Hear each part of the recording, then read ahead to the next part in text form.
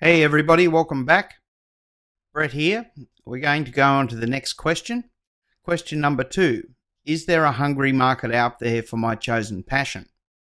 Now, this may seem like a very basic question too, but it's obviously really important for you to know that there's a hungry market out there for whatever you're choosing.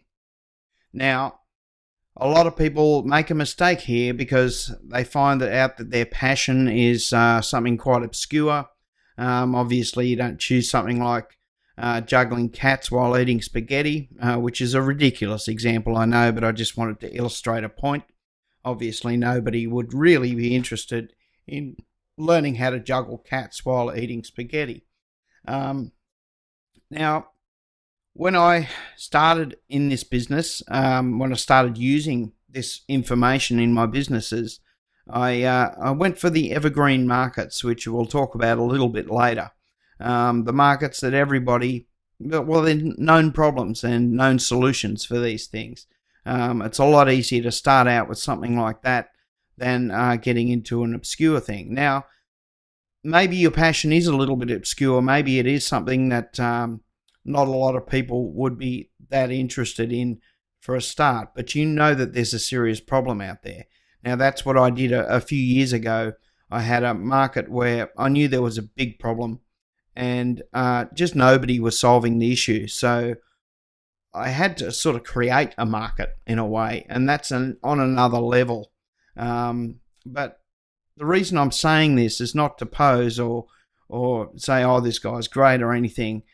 The reason I say that is because I've actually succeeded in a niche that, if you knew what it was, which I won't go into because it's not appropriate. But if you knew what it was, you'd be quite amazed at how I even made money out of this particular niche. So all I want to prove to you is that even in a really obscure niche where the market is not even primed yet, not even ready for the solution, I was able to make massive amounts of money. I'm talking, between $10,000 and $35,000 a month.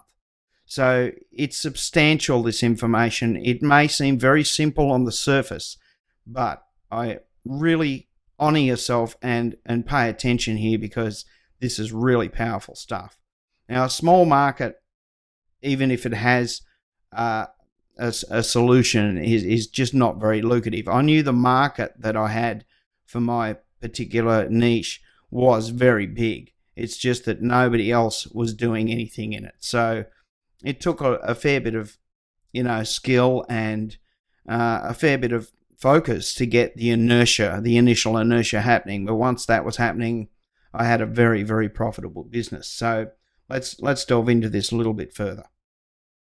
So in my situation, I knew, as I said, there was a hungry market for my previous ventures, but I had a huge challenge to surmount because it was a bit of a taboo subject. Nobody really wanted to talk about this, and a lot of people, just didn't want to face what it was. So this is a way bigger challenge than any of you face in the conventional markets that I hope you choose.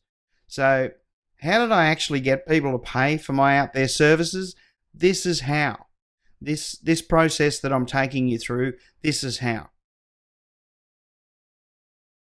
So I identified the huge lack, as I mentioned before.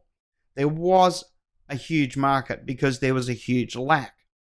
So I knew that women were not getting what they needed, and vice versa, men weren't as well, because of all the feedback that I'd received. I also did a lot of searching on dating sites like women's forums and blogs, and I discovered the info I needed to substantiate the proof of the existence of the issues I was actually looking to solve.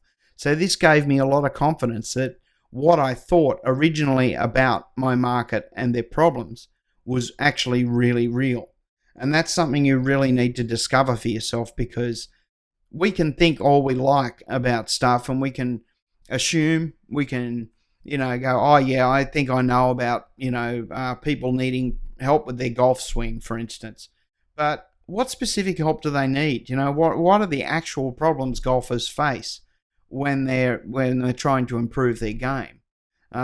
If you get really deep into this and understand that, you will be able to write copy. You'll be able to, find products, you'll be able to actually understand the mindset and how people think and feel. And we'll get back into that more as we go along.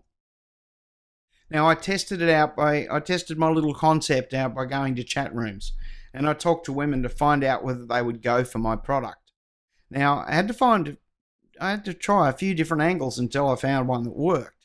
The first angle that I had, it just failed completely, but I kept on thinking about it and kept on trying different angles until I found that one that worked.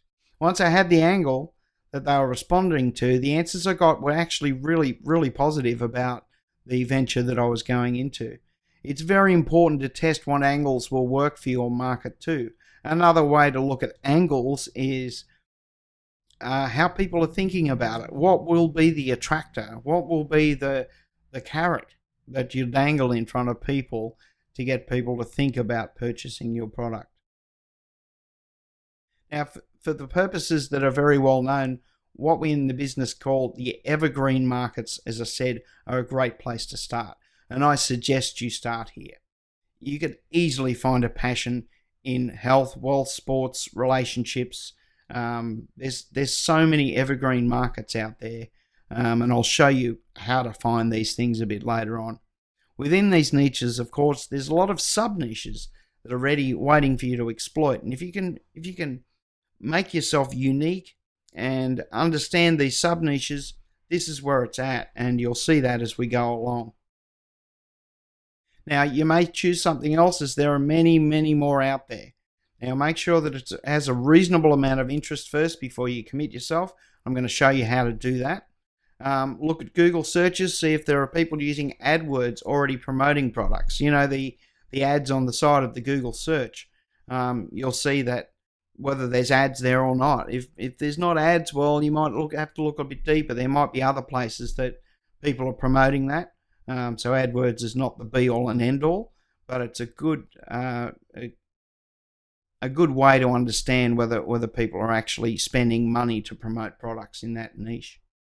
So also look at some high-traffic websites in your niche and see if there are ads promoting your niche or whether they're writing articles. There's so many ways to see whether there is massive interest in what your chosen niche is, chosen passion. So are there forums dedicated to your topic? Are there blogs out there? Are there magazines? Are there questions being asked in Yahoo Answers and the like? There's so many places out there you can find. Are there products on Amazon.com and ClickBank.com? This is a well-known information products marketplace if you don't know what ClickBank is. It has so many ways that you can see, so many different niches you can see, I should say, that are already profitable, because if they aren't profitable, they wouldn't be there. I'll show you a bit more about this later. If there are any there, this will tell you that people are making money from this niche. Now, no one will produce products or advertise in a market that makes no money unless they don't know what they're doing. Another place to look, of course, is Google Trends.